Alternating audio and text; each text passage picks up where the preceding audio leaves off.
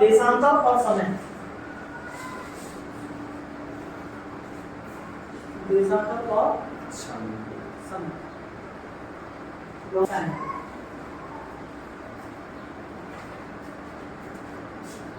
प्राचीन समय की बात करें अपन तो टाइम को लोग कैसे कैलकुलेट करते थे? सूरज से, है ना? सूरज से वो कैसे अंदाजा लगाते थे टाइम का? दूर से सर। जो हमारी शैडो बन रही है, परछाई बन रही है, उसके हिसाब से, है ना? अगर परछाई बिल्कुल नहीं दिखाई दे रही है, इसका मतलब कितने बज रहे हैं? 12 बज रहे हैं। होंगे सूर्य कहाँ पर बिल्कुल ओवरहेड है ना? सिर के ऊपर है। और जैसे ही मतलब परछाई सूरज इधर उधर होगा, परछाई क्या होने लगेगी, बनने लगेगी, और उसके हिसाब से वो आइडिया लगा लेते थे कि टाइम कितना हुआ होगा। तो सबसे बड़ी परछाई कब बनती थी? आप लोग ये भी याद रखना, कब बनेगी सबसे बड़ी परछाई? सुबह या शाम को। क्योंकि सुबह सूरज याद इधर होगा तो परछाई इधर बनेगी बड़ी सी, और शाम को इधर डूबा होगा तो परछाई इधर बनेगी बड़ी सी। रात में वो तारे वगैरह होते हैं, उनसे आइडिया लगाते हो, जो ध्रुव तारा वगैरह होता है, पता नहीं 4 बजे दिखता है, कितने बजे दिखता है, क्या होता है। अलग-अलग जगह पे अलग-अलग तारे हुआ करते थे, उनकी लोकेशन से वो देख करके पता कर लेते थे कितने बज रहे होंगे वास्तव में। तो हुआ ये कि अगर हमें टाइम को डिसाइड करना है इस समय, तो हम टाइम को डिवाइड किस तरह से डिसाइड करते हैं वो अपन को देखना, ठीक है? सबसे पहली बात तो ये कंसेप्ट याद रखो, अगर दिन के सिर के ऊपर दिन है, इसका मतलब कितना बज रहा होगा? 12 बज रहा होगा। सूरज में बताया कितना उगता है? पूरब में उगता है, ठीक है? अगर मैं ऐसे एक मैप बना दूं, है ना, और यहाँ पे ले लूंगा क्या? 0 डिग्री, ठीक है? इधर वाला हिस्सा ईस्ट होगा, इसका इधर वाला हिस्सा क्या होगा? वेस्ट। इसका मतलब सन कहाँ हो रहा होगा? यहाँ से कहीं सन क्या हो रहा होगा, ठीक है? इधर ही तो हो रहा होगा, है? इधर हो रहा होगा, बोर्ड पर इधर हो रहा होगा, हाँ, बोर्ड पर तो इधर ही होगा सर, ठीक है?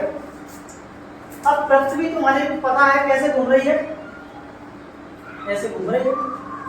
तो मेरे को ये बताओ, सबसे पहले सन इधर जो देश होंगे उनको दिखेगा कि नहीं दिखेगा? यहाँ पर मेरे को ये बताओ, यहाँ पर मान लो 12 बज रहे हैं, तो सन यहीं पर होगा। अगर 12 यहाँ पर बज रहे हैं तो सन यहाँ पर होगा, ओवरहेड होगा इन देशों के ऊपर, ठीक है? अब अगर पहले सन इधर को दिख रहा है तो यहाँ पर दिन हो रहा होगा, तो इधर के देशों में क्या हो रही होगी? शाम हो रही होगी, रात हो रही होगी, है ना? और अगर हमें इधर सुबह करना है, इनको सुबह देखनी है, तो इनको क्या करना पड़ेगा? इंतजार करना पड़ेगा सन के आने का। पृथ्वी ऐसे घूम रही है ना?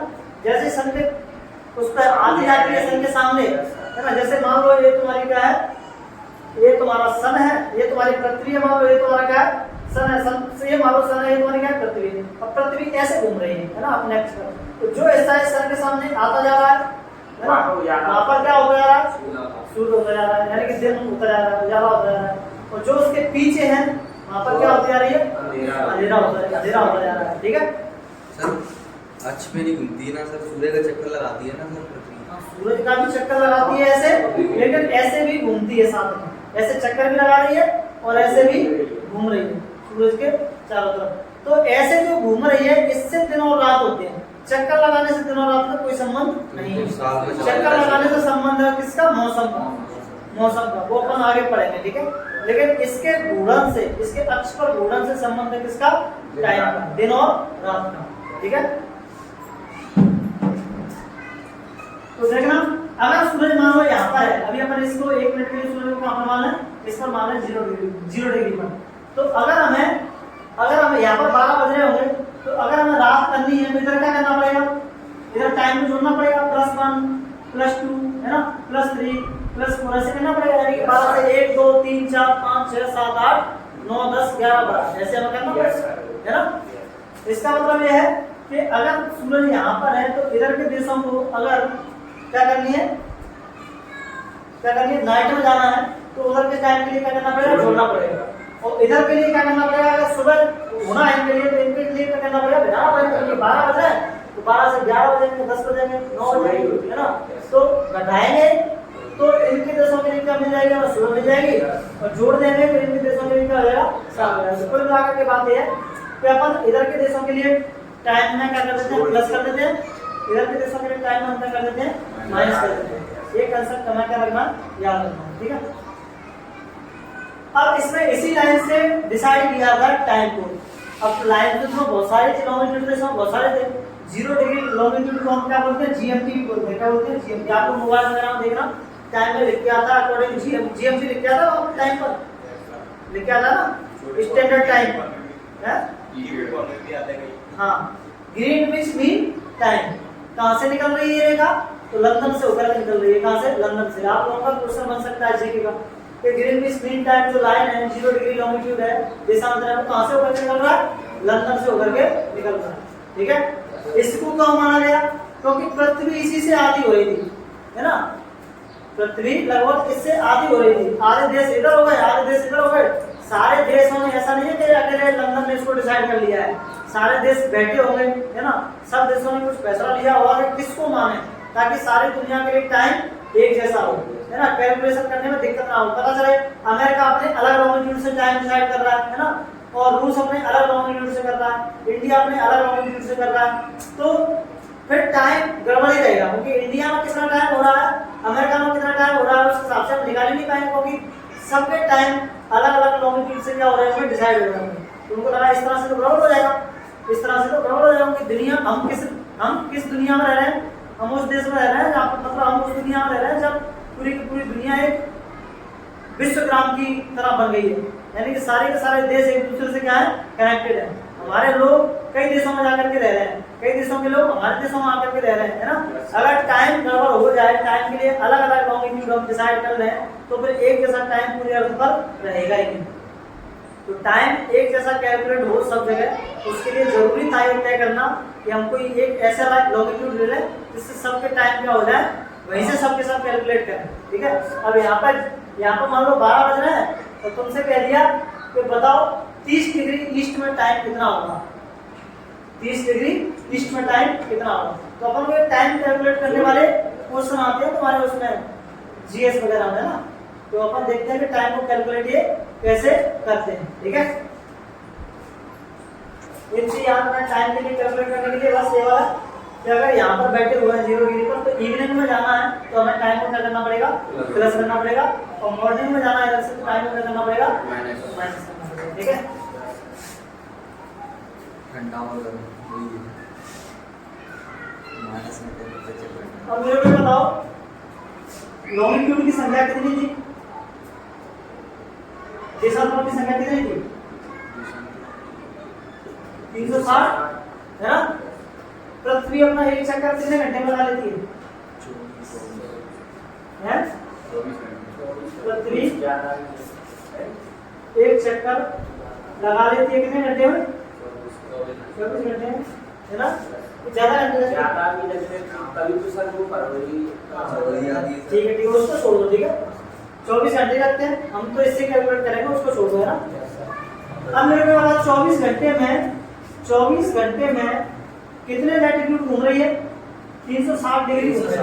तो 360 डिग्री वो लॉन्गिट्यूड है, क्या है, लॉन्गिट्यूड, है ना।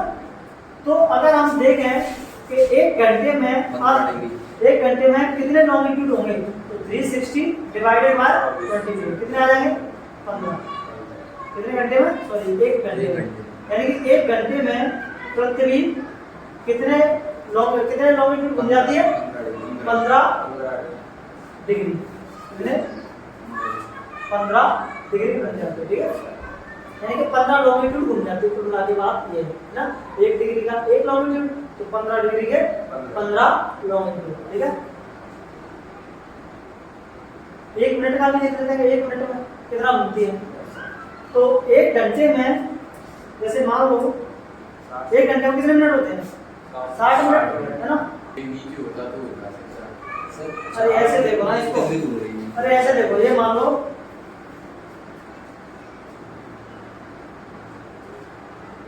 1 2 3 4 5 15 लॉन्गिट्यूड हो गई है ना। कितने मिनट में, 60 मिनट में घूम रही है, ठीक है। अरे 15 चौके 60, 4 मिनट में तो घूम रही होगी, है ना। 4 मिनट ही लग रहे होंगे इसको, 4 मिनट में 1 डिग्री घूम रही है, 4 मिनट में 1 डिग्री को घूम रही होगी, हाँ, इसलिए वो कितना है 1/4 है। अगर तुम इसको डिवाइड कर दो 60 में तो देखो कितना कितना आएगा 4 4 4 4 4 है ना। और कितना हो जाएगा 15 5 4 1500 के 60। इसका मतलब ये है कि 4 मिनट में कितना घूम जाएगी 1 डिग्री घूम जाएगी। ये कैलकुलेशन एनसीईआरटी में गिवन की है। 4 मिनट में कितना घूम जाएगी 1 डिग्री घूम जाएगी। ठीक है। अब आप लोग एक क्वेश्चन सॉल्व कर सकते हैं। जैसे मान लो कोई व्यक्ति है 30 डिग्री अरे चलो छोड़ो 0 डिग्री पर बैठा हुआ है। कहाँ पर बैठा हुआ है 0 डिग्री पर बैठा हुआ है और इस समय बज रहे हैं 12। कितने बज रहे हैं 12। ठीक है। अब मेरे को ये बताओ 45 डिग्री ईस्ट उसको जाना है। 45 डिग्री ईस्ट में कितना टाइम होगा 45 डिग्री ईस्ट में कितना टाइम होगा कितने बज रहे होंगे। अगर यहाँ पे 12 बज रहे हो गए 12 बज रहे हैं तो 45 डिग्री अगर वो ईस्ट में चला जाए तो कितने बज रहे होंगे 12:45। ये क्या बोल रहा था मेरे एक समझ में नहीं आ रहा है। चलिए क्लास के बच्चे क्या करते होंगे इसमें है ना। जब कॉम्पिटिटिव एग्जाम की तैयारी कर रहे हैं उनकी ये बात समझ में नहीं आ रही है कि तो छोटी क्लास के बच्चों को वही कैसे समझ में आती होगी सच में। और ऊपर से टीचर पढ़ाते नहीं हैं टीचर को खुद नहीं आता। ये भी सही बात है। क्या करते हो सच में। अब देखना अगर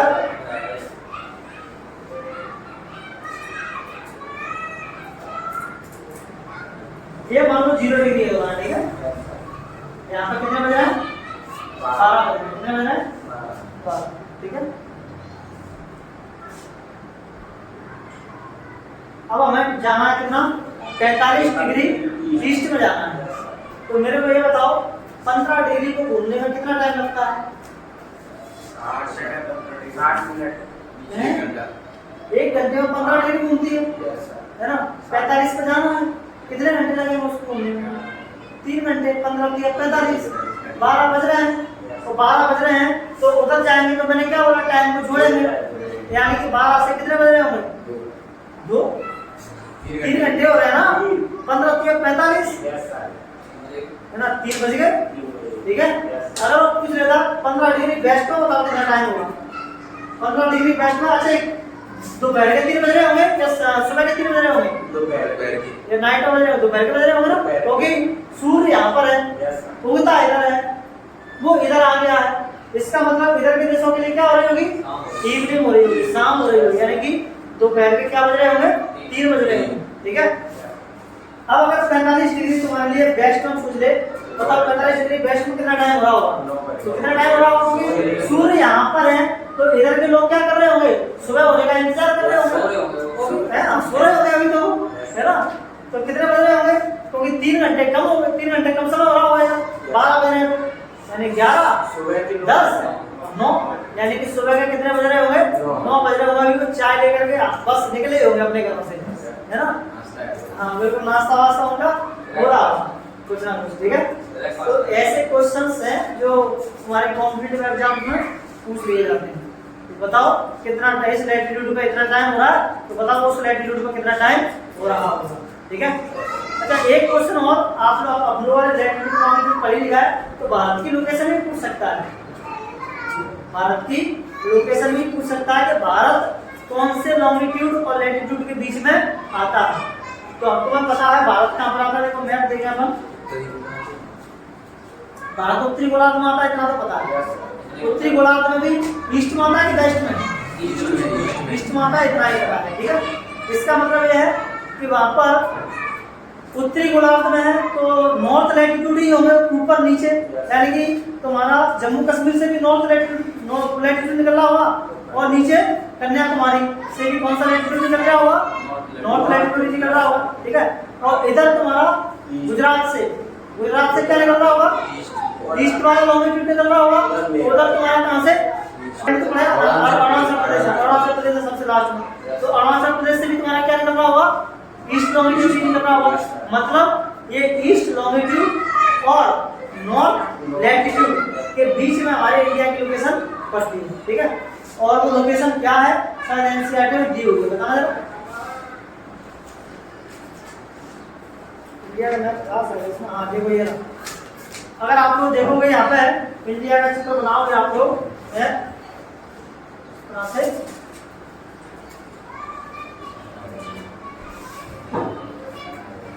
वो आता तो नहीं बनाना पर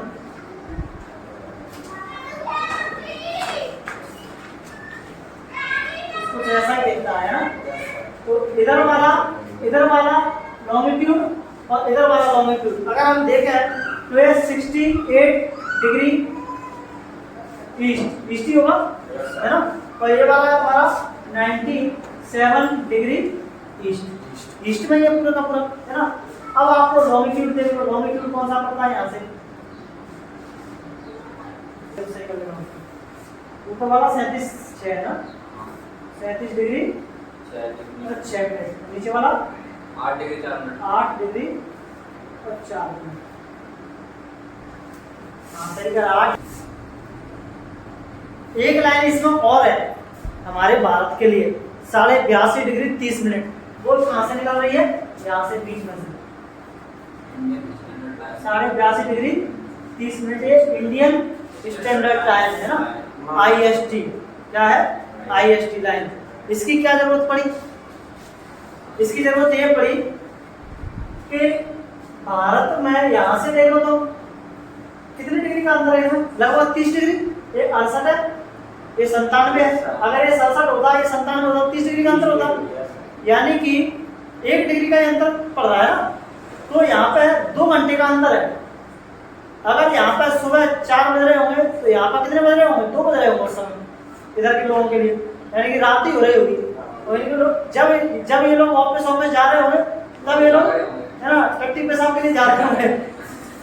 तो बड़ी दिक्कत थी है ना कि यहाँ के लोगों की मतलब जैसे मान लो एक बात सुनूंगी काम करने वाले लोगों की, यहाँ पे जो काम करने वाले लोग हैं और यहाँ पे जो काम करने वाले लोग हैं। अब हमने तो घंटे तय कर दिए कि भाई सुबह 9 बजे ऑफिस में आ जाओ तो शाम को 5 बजे चले जाओ। लेकिन जब यहाँ पर सुबह 9 बज रहे होंगे तब यहाँ के लोगों के लिए क्या टाइम हो रहा होगा? 2 घंटे कम, यानी कि 7 बज रहे होंगे। ये तो 9 बजे जा रहे हैं भाई साहब, तो ये कितने बजे जा रहे हैं? 7 बजे जा रहे हैं। ये तो गड़बड़ हो गया है ना। इतनी जल्दी कैसे जा सकते हैं ऑफिस? और ऊपर से ये उधर से आ जाएंगे कितने बजे? 5 बजे। और ये भाई साहब कब आएंगे? तो ये तो बड़ा कंफ्यूजन टाइम हो रहा था और लोगों को इससे बहुत प्रॉब्लम होती है ना। ट्रेनों के टाइम को एडजस्ट करना था, कैसे टाइम को एडजस्ट करना 2-2 घंटे के अंतर को। तो उन्होंने कहा एक काम करते हैं, हम एक अपना स्टैंडर्ड टाइम बना लेते हैं, उसके हिसाब से हम ट्रेनों वगैरह का और अपने ऑफिस वगैरह का टाइम का कर लेंगे, सेट कर लेंगे। इसलिए हमने भारतीय स्टैंडर्ड टाइम यहाँ पर क्या किया, इसको 82.5 डिग्री को हम क्या करते हैं इंडियन स्टैंडर्ड टाइम मान के चलते हैं और इसी से हम अपना टाइम क्या करते हैं कैलकुलेट करते हैं। ठीक है। और अगर बैटरी का टाइम कैलकुलेट करना है तो हमारे पास है GMT लाइन, हम उससे कैलकुलेट कर लेते हैं। ठीक है। और ऐसे अपने देश का ही नहीं है, ऐसे दुनिया भर के देशों ने अपने स्टैंड अलग-अलग टाइम जोन बना रखे हैं। कोई दिक्कत नहीं। तो एक चैप्टर हमारा लगभग क्या हो गया, खत्म हो गया है। ठीक है। कुछ और बचा है क्या इसमें? बताओ कुछ और बचा हो?